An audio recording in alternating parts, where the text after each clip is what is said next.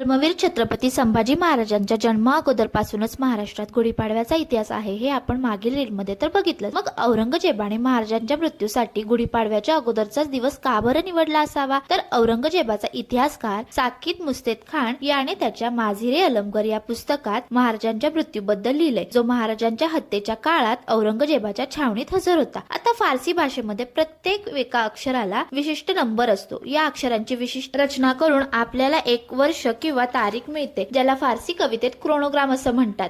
संभाजी राजांच्या हत्येसाठी योग्य दिवस कोणता निवडावा याचा विचार करत असताना कुणीतरी बादशहाला काफर बच्चा जहन्नमी रफ्त अशा फारसी भाषेमध्ये ओळी बनवून दिल्या।